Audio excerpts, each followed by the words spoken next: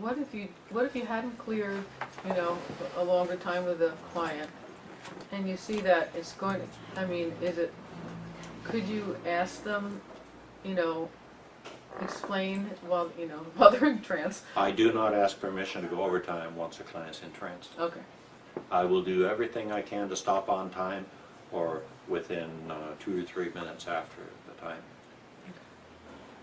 And that's because a person might, in a trance state, Yeah. decide they want to go ahead and go overtime only because they forgot about something important they needed to do after the trance. Right. So if I forget to ask permission before trance, I won't go more than 2 or 3, maybe 5 minutes max overtime. Because I want the client to be out of hypnosis and out of my office by 5 minutes after the end of the hour.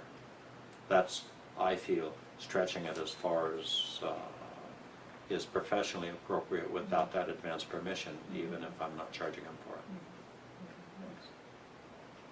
And again, that's based on a couple criticisms I've had from clients who saw another hypnotherapist who went overtime without asking. I guess if you see enough people over enough years, you learn some of the mistakes other people in the profession have made.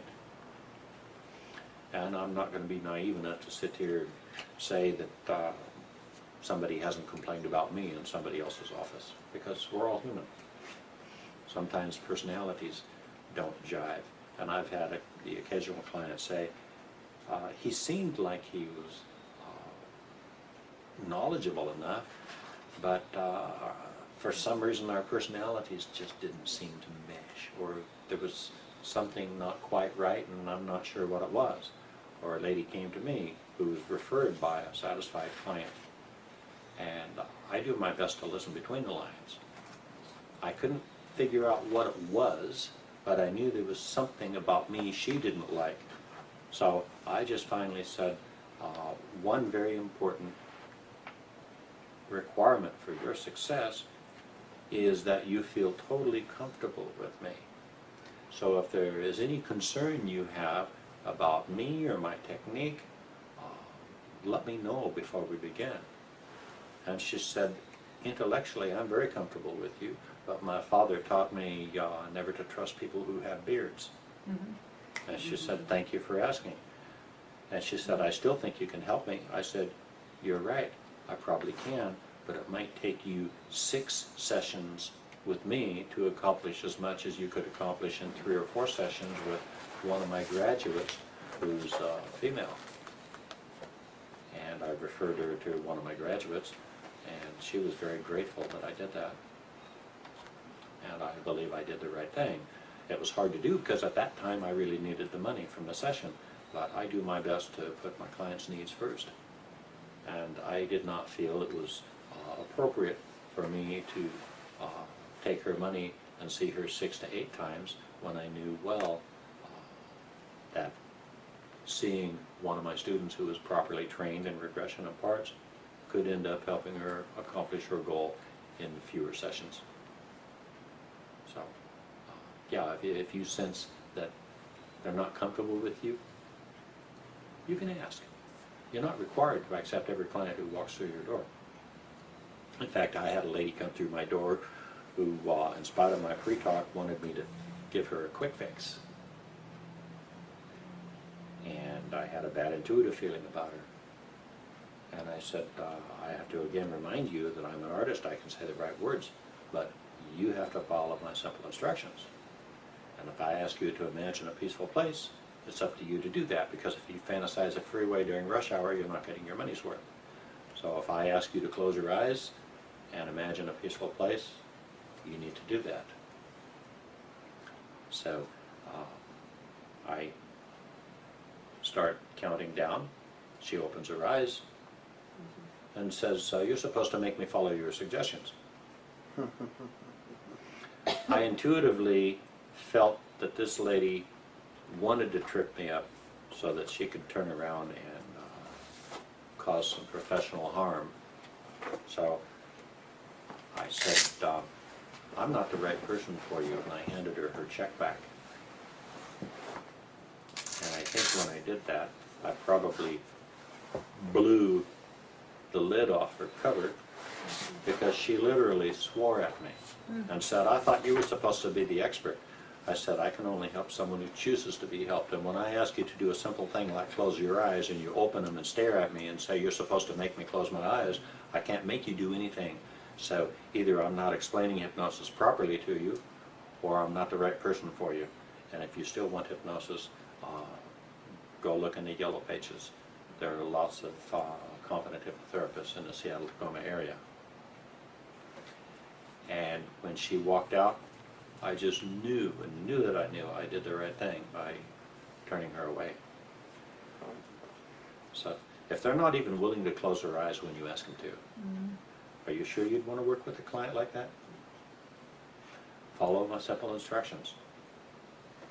How more simple can you get than close your eyes and imagine a peaceful That life? triggers a question. Do you record every session? There are people who believe you should. I do not, because I would have to keep the recordings 7 years. And that would cause a lot of storage space. Is that a Washington thing? It was years ago. I don't know if it still is, but I would just as soon not have a recording. I have a friend who does video recording but no audio recording. He doesn't do that for the client's sake. He does that to protect himself against ever getting falsely accused of anything. I've worked with a few guys, not to interrupt, but yeah, I've worked with a few guys that do that too, and they feel like it's comfortable for both people involved, you know, with the taping. But you saying that it's you have to legally, if you do tape it, you have to keep it on file, or is that just a? I was told by an attorney back in the late 80s that you have to keep it on file 7 years in Washington. I don't know if that is still true or if the information I was given then was correct, but I would just as soon not have to keep 7 years of recordings. That's me. So as it is now, there would be nothing wrong with scanning all of my client disclosure forms and storing them electronically. And it's my understanding that Scott has his records electronically. So we're headed that direction now, and it would obviously be easier to encrypt a file and store it in your computer and have another password locking that than to have it in a filing cabinet where a vandal could come in and pry open your filing cabinet with a crowbar. That's happened to me in the late 90s. I had student records and client records trashed and also had some valuables stolen.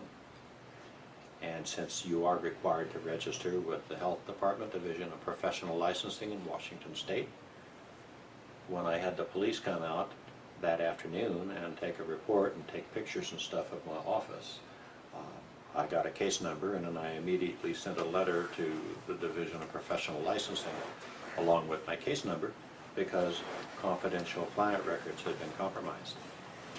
So whether or not they have hypnotherapy registration or requirements in your state, I think it would protect you if someone ever breaks into your office and vandalizes your client records. Get a police report, get that case number, and if there are any authorities that you need to send a copy of that to, it will protect you from having breached client confidentiality. So the Division of Professional Licensing told me that because of the fact that it was through no fault of my own, that no charges could be brought against me for breaching confidentiality in light of the circumstances. So check into the laws in your own state or country if you're viewing this from overseas. At any rate, I hope that that doesn't have to happen to you. I had to be a hypnotherapy client to deal with my own emotions at having my professional space violated. And it wasn't any fun. And I would not wish that on anybody. It was difficult to deal with, but I learned a lot from it. But I don't ever choose to go through that again. Thank you very much. Okay, back to the 100 to 1 technique. 40 or deeper, and I'll initiate regression. If I can't get them deeper than 40, and affect bridge is a possible choice, I will make the exception for affect bridge. And I've had several successful sessions where I couldn't even get the client deeper than 60, but used affect bridge. Because if I can't get yes to 50, I'll say, are you between 50 and 60? And occasionally I've had a no, and they were between 60 and 70. So far, knock on wood, I've never had anyone that didn't at least get to 70 or deeper. But I'm not going to say never because I don't want to have that first exception. Yeah. I had a super analytical client several years ago, and I had great difficulty getting him deeper than 50, and finally used Affect Bridge. He didn't respond to Affect Bridge, so I had to abort the session that day. And then the following week, he was able to go deeper than 40. I again used Affect Bridge because I thought, okay, he's deep enough. He still didn't respond to Affect Bridge. So what I did is suggested that he go to a very important place. There's a very important place you need to look at, and you can go there. Didn't get a response to that, so I did age regression. He stopped me at age 7. And since he was seeing me for 2 situations, anger management and a fear of heights, I figured that where he stopped me was at least one of those 2. And to this day, I don't know why Affect Bridge didn't work, because when he stopped me, he went through a very emotional experience, which happened to be the ISE of both problems, which I thought was rather amazing. I have a Yes. question. So you're asking them if they're at 50 or below, and then you try to deepen them. How about if you just tell them to take themselves deeper? Like if they say okay, I'm at 50, you can go, okay, take yourself deeper now. Could you ever do that? Tell them to take themselves deeper instead of No. you trying? No? Okay. Reason being, somebody did that to me as client that backfired. Oh, really? When they told me to take myself deeper, I just popped right up out of trance and said, if I wanted to take myself down, I wouldn't need you. Oh. Now, granted, I was being ornery saying that. Yeah. Because I've seen some hypnotherapists do that, or even when they've taught classes, Right. they've told the person to take themselves deeper. And I've taken classes from other people, and they've used that technique. I just say go deeper. Take a deep Okay. breath and go deeper. Uh-huh. That way, it's open to their own interpretation, whether they're taking themselves down or letting Okay. me take them down. Okay. Does that make sense? Yeah, So it's a little bit more permissive to say go deeper than it is to say take take yourself yourself deeper. deeper. Can I say something about, You bet. it's something a little bit similar about me. I kind of popped up when someone kept using the term, I want you to, I want you to. Thank you. Yes, avoid saying that. Yeah. If you say it very sparingly, because that can immediately push the rebel button in a lot of clients. They might think, just as I've thought on occasion when someone has said that to me, when I've been a client, I'm not here for what you want, I'm here for what I want. Yeah. Yeah. And then I had to force my own analytical resistor from causing me to pop up out of trance. And after about 3 or 4 times, I want you to, yada, yada, yada, end of trance. Yeah. My trance was history. So thank you very much for saying that. And I hope all of you heard what Kathy said. That if you say, I want you to, and then you give the suggestion, that's not about the client. Client-centered is about what the client wants. When I'm guiding a client deep, I'm not doing it because I want them to go deep. I'm doing it because it's for their best good to go deep in order to get past that analytical resistor. Any more questions or comments about that? So I have found this 100-to-1 technique to be very, very valuable. And although it was years before I used it, I'm very grateful to Sean Longacres for teaching that in a workshop back in the late 80s that I attended in Seattle. So he used the yardstick method. I'm more metric, so I like the 100-to-1 technique. If the client wants to imagine a meter, that's fine. But 50 being halfway. And once they're ready, then we're ready to move into the next phase.